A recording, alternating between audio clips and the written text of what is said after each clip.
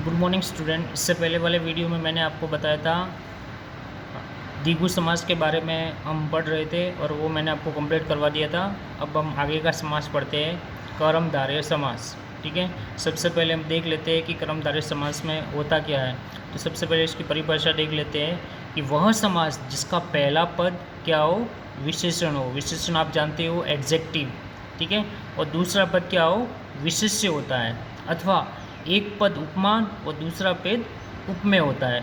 इसे कर्मधारय समास भी कहते हैं। साधारण में अगर अपनी भाषा में बात करें तो इस समास में क्या होता है, कंपैरिजन होता है, एक तुलना की जाती है। ठीक है, अब अपन इसको थोड़ा डिटेल में देखते हैं, वापस पढ़ते हैं इसको कि वह समास जिसका पहला पद क्या हो, विशेषण हो, और दूसरा पद क्या हो, विशेष्य हो, अथवा एक पद उपमान हो और दूसरा पद क्या हो, उपमेय होता है, उसे कर्मधारय समास कहते हैं। ठीक है, अब हम पढ़ते हैं कि विशेषण किसको कहते हैं। विशेषण मैंने आपको पहले भी बताया, एडजेक्टिव अपने सिलेबस में भी है। वे शब्द जो संज्ञा और सर्वनाम की विशेषता बताते हैं उनको अपन क्या बोलते हैं, विशेषण बोलते हैं। अब आता है विशेष्य। विशेष्य का मतलब होता है जिसकी विशेषता बताई जाए। ठीक है, विशेषता बताने वाले विशेषण, और जिसकी विशेषता बताई जाए वह क्या हो जाएगा, विशेष्य हो गया। ठीक है, कुछ एग्जाम्पल देखते हैं, उससे अपने आपको पता चल जाएगा। देखिए, पहला है समस्त पद और विग्रह। ये पूरा पद दिया हुआ है, इसका आपको समास विग्रह करना है। ठीक है, पहला है नील कमल। अब देखो, नील एक कलर का नाम है, और कमल जो फूल होता है, तो कमल क्या संज्ञा है और नील क्या है, उसकी विशेषता बता रहा है। तो समास विग्रह क्या हो जाएगा, नीला है जो गगन।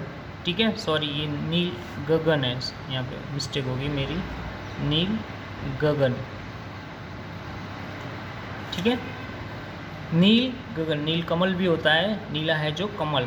ठीक है, नील गगन, तो गगन है वो कैसा है, नीला है। गगन क्या है, नाउन है, और नीला क्या है, नील मतलब नीला वही। ठीक है, उसका क्या है, एडजेक्टिव है। तो समास विग्रह क्या हो जाएगा, नीला है जो गगन। इसमें क्या है जो आता है ना सब, वो भी इसमें क्या होता है, इसकी आइडेंटिफिकेशन करता है।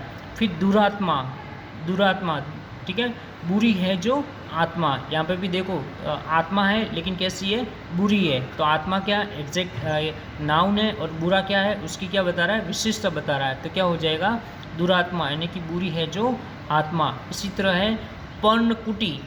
अब कुटी का मतलब होता है झुपड़ी, और पर्ण का मतलब होता है पट्टे, यानी कि पर्ण से बनी हुई कुटी। महादेव, देव कैसे है, महान है। तो देव की क्या बता रहा है, विशेषता बता रहा है। तो महान है जो देव, ये क्या विशेषण और विशेष्य वाले उदाहरण हो गए। अब आगे आता है उपमेय और उपमा। ठीक है, तो उपमान किसको बोलते हैं, जिससे उपमा दी जाए, जिससे उपमा दी जाए वो उपमान, और जिसकी उपमा दी जाए उसको बोलते हैं उपमेय। मैंने पहले भी आपको बताया था, ये समास वापस रिवीजन करवा रहा हूँ। ठीक है, तो उपमान जिससे उपमा दी जाए, और उपमेय जिसकी उपमा दी जाए। ठीक है, अपन देखते हैं। अपन इसमें ऐसा जरूरी नहीं है कि उपमान और उपमेय आगे पीछे हो, कभी आगे भी हो सकता है, कभी पीछे भी हो सकता है। समस्त पद देखिए, कनक लता। कनक का मतलब होता है सोना, और लता का मतलब आप समझे, तो कनक के समान लता। ठीक है, अब देखिए, लता है वो किसके समान है, कनक के समान है। तो ये क्या हो रहा है, यहाँ पे उपमा का प्रयोग हो रहा है। कर कमल, कमल कैसे है, कर के समान है। ठीक है, कमल के समान कर, कर का मतलब होता है हाथ।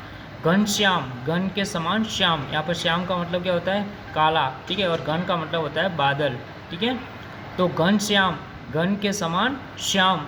मुख चंद्र, चंद्र के समान मुख। ठीक है, और नरसिंह, सिंह रूपी नर।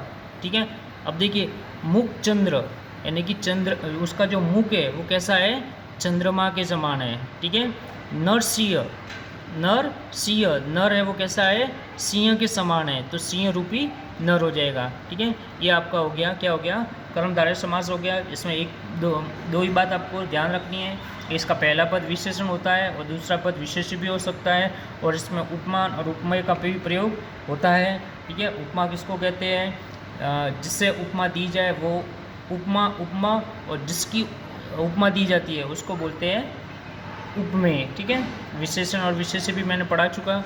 अब आपको थोड़ा इसमें देखना पड़ेगा, बहुत सारे इसमें एग्जाम्पल भी है जिसकी आप प्रैक्टिस करोगे तो आपको तुरंत समझ में आ जाएगा। Thank you.